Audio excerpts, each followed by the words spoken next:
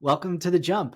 I'm Rich Bowers, and today with me I have Christina Torres. Hey, Christina, how are you? Hi, Rich. I'm doing good. How are you? I'm doing great. And Christina, I know that throughout our whole entire team, you have been more entrenched in Anthropic's updates for their large language model than anybody else. And with their newest updates and releases, it's actually very exciting what they have. So I thought, you know what? Let's bring Christina in to tell everybody what is going on. So you ready to get started? Oh, yeah, I'm ready. All right, cool. Let's tee it up with what makes Claude different from other Gen AI models like ChatGPT and Gemini. So, the biggest difference between these models are going to be their training processes. All of these language models are all transformers, but ChatGPT and Gemini were trained using reinforcement learning with human feedback, while Claude was trained in a process called reinforcement learning with AI feedback. Now, I've also commonly heard people argue that Claude is just a lot more friendly and personable and easy to direct in a conversation than ChatGPT or Gemini. And I think that's just a product of its training and what Anthropic has researched to be what's Claude's character is actually going to be. Anthropic as a company, they do a lot of research and work into improving their language models' overall user experience and security of the platform.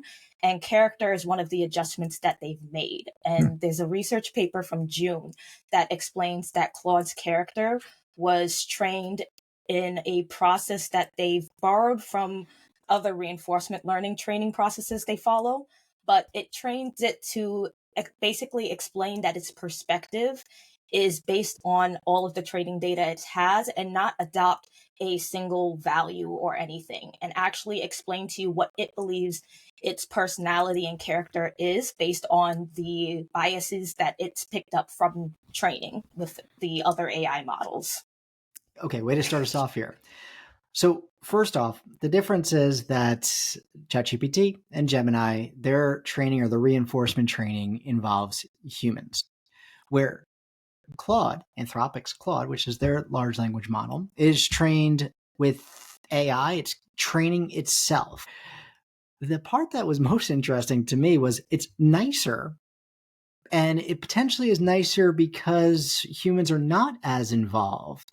That's kind of strange, right? I mean, you would think that the humans potentially would tweak it, but then when AI takes over the whole world, we might be in a better place if it's nicer. We would hope so, but I think that constitution that Claude follows very closely is going to No. be a key factor in keeping it on, the good side of things. Because AI has a bad habit of just blowing up biases and small points in data to be much bigger than they actually are. Okay, well let's dive into it. Let's talk about the constitutional AI, and that is something that makes it a little bit different as well. So, what is constitutional AI? So, constitutional AI, as its name implies, is AI that follows a constitution or a set of values.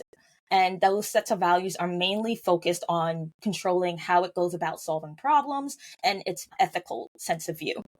So, constitutional AI is more or less a training process that AI can go through, which prioritizes upholding that constitution in order to adjust how the final model goes about in terms of its ethical standards.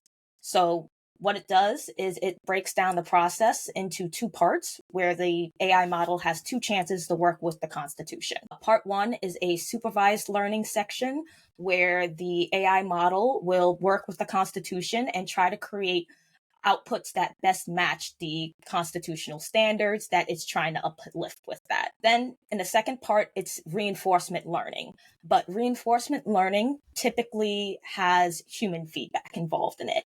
And Okay. human feedback is used in order to determine, hey, this is a better or a worse response. But in this case, with the constitutional AI, we want to make sure that the AI is actually following all of the rules outlined in the Constitution. So we introduce a second model, which is trained to understand and comply with that constitution in order to evaluate the first model, our primary model, its outputs, and how well it is adhering to the constitution. And by introducing that second model, we avoid human bias because human bias is one of the biggest problems in reinforcement learning. When we have that small problem introduced from even unknowingly from some human feedback giver. The AI model takes that bias and basically kind of explodes it, hyper focuses in on it, and you can see it easily reflected post training. Okay, cool. And that's what we ran into with Gemini a few months ago, some issues there. So let's take a quick step back and break this down a tad.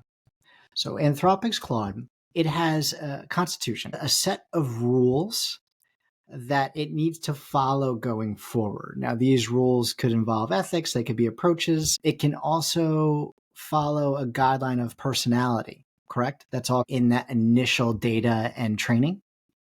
Yes, and Claude actually recently has expanded that constitution in order to improve the character with character-focused constitutional inputs. Very cool. And I know when we talk about the updates, we're also going to talk about how it's steering away from potentially social media on the newer versions. So they have that initial data set and training that's there. And then what makes Claude so interesting is that that initial training or reinforcement training that comes on by is done by a second model. So another AI model is what you're saying? Yes, and that second part of training when it's looking for feedback based on what is a better answer, because it's working on producing two answers to try to get the better output and understand itself what it should be leaning more towards. Great. So it takes basically the feedback from the different evaluations, right, and compares it. Exactly. Okay, cool. Exactly. So that's interesting. Who would have thought an AI model training another AI model to make sure that there's lack of biases and the data is accurate? So let's go into the different models then that Anthropic offers. I believe there's 3 key ones, correct? Those 3 key models, the name of them are going to be Sonnet, Haiku, and Opus, but they're kind of on a in-between stage right now. They have models coming out from their version 3 line, or all of the models from their version 3 line are currently out, and they're currently upgrading to 3.5, and not everything there is out yet. Makes sense. For instance, Sonnet 3.5 is one of the ones that most people are talking about. Before we get to that, though, why are there 3 different levels of models? So each model, we'll call them line, is going to be focused on different aspects. First, we'll look at Haiku. Haiku is going to be their compact model that is very fast. It's geared to be one of the fastest on the platform, and they actually have released Haiku for 3.5 and is currently the fastest. It is designed more for compact, maybe even embedded systems, where it can be lightweight and still offer all of the powers of a language model.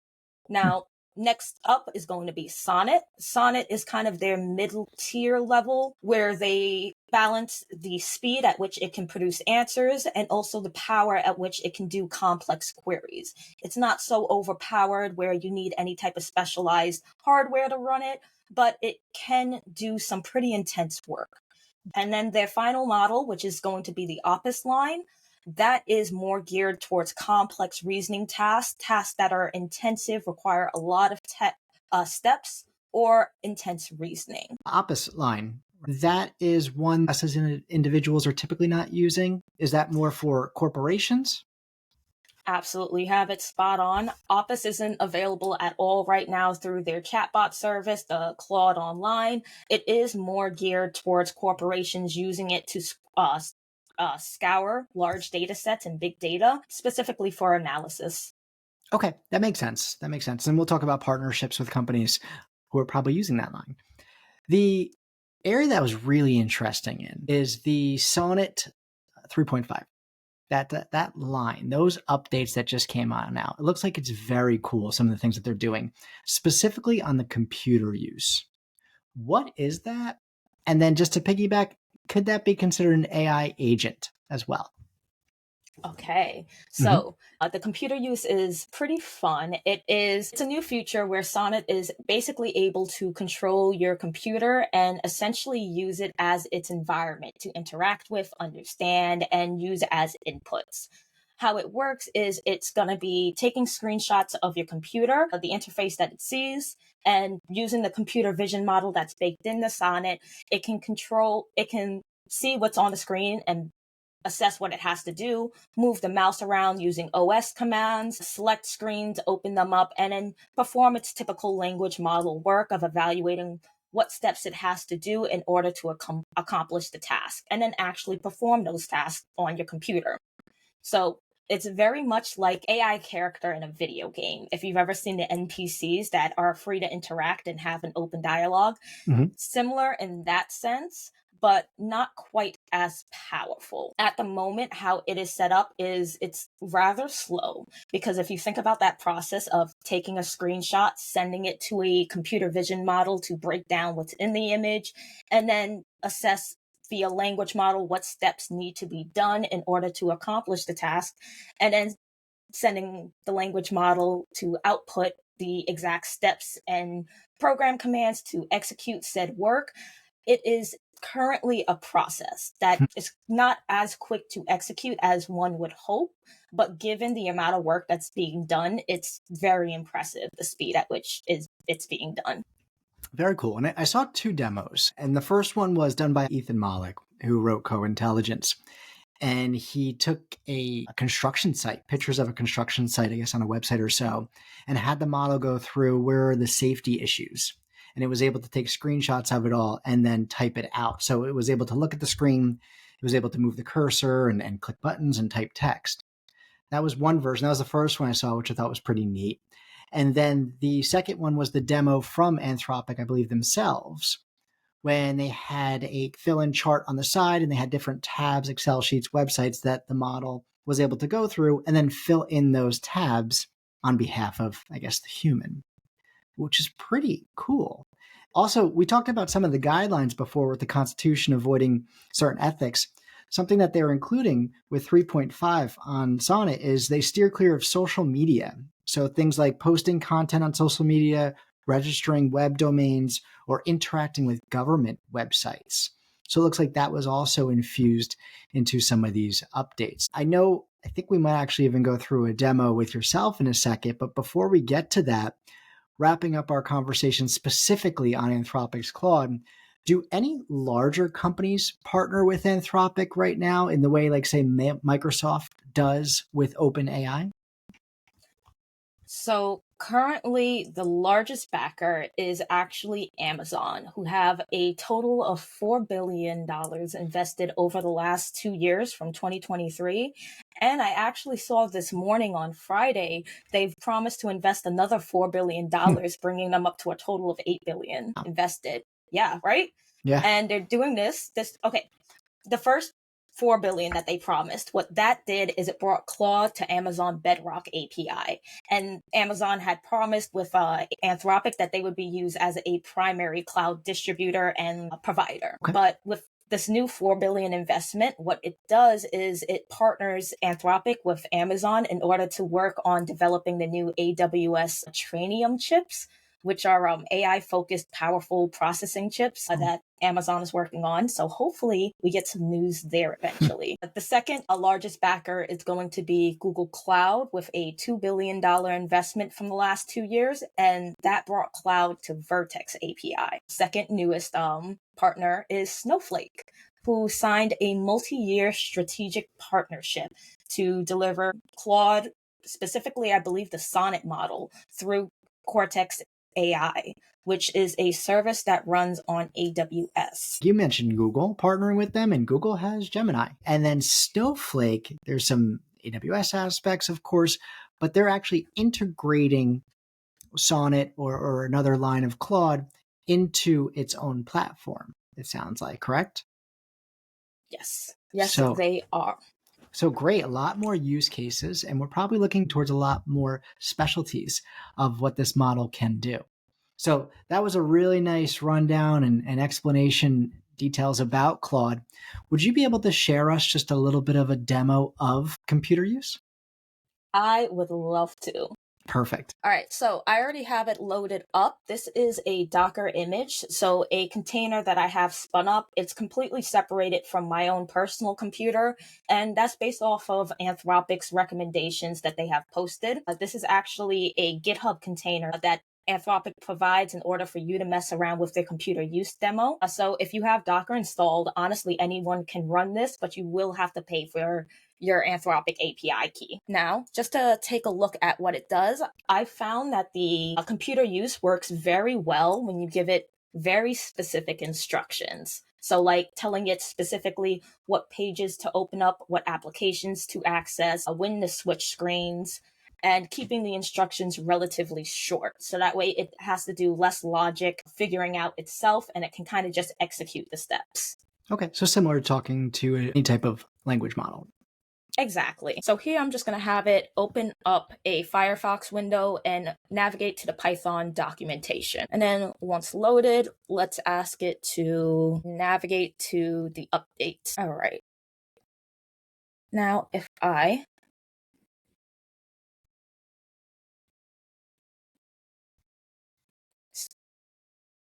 So as you can see, these little tool use computers, that's actually the OS commands that it's using in order to move the mouse around and navigate the screen in order to do your actions.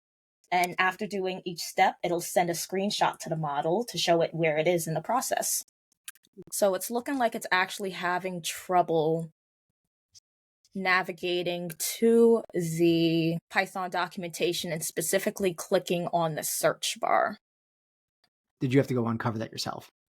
So what I was doing is actually just reading the computer keys on what actions it's trying to take. Mm-hmm. And what we can see here is key return. It tried to type in the Python documentation and then it hit return and enter. Then it attempted to move the mouse. It decided to focus on what was going on the screen. So a pop-up that you have to finish setting up Firefox, and it decided to skip those steps. So that way it could navigate to just that blank Firefox screen saying that you're ready to start searching for things. And then it went up to the search bar to actually search for the Python documentation. Got it. And now the screen changed in front of us. Is that Claude doing that? Yes. Very cool. So if you see up here, this running icon, that shows you that the agent is currently trying to assess what it's supposed to be doing and moving the screen around in order to achieve its task. That's impressive. And this is in beta stage. This is 100% beta stage. If you're doing any type of intensive work, there is some rate limitations in place right now. Tier 1 users can only send a couple of thousands of request tokens to the model per minute, because this uses a lot of tokens in order to send the image, break down whatever text you generate, and also it is continuously creating output tokens, because these tool use input action left click are tokens in of themselves. It skyrockets really quickly. So it will stop it itself. Yeah.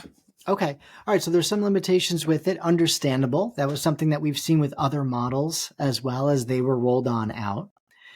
We have a nice understanding of Claude. We have a nice understanding of Anthropic's partnerships, and then even getting to see a little bit of a demo here about how Sonnet 3.5's computer use works. I think we're ready to tackle it. So thank you, Christina. This was an excellent breakdown. I'm looking forward to once they remove those restrictions and we're all able to use computer use. So thank you for your time. I appreciate it. Thank you as well. This has been a fun discussion, Rich. I'm Rich Bowers for The Jump. Take care, everybody. Bye-bye.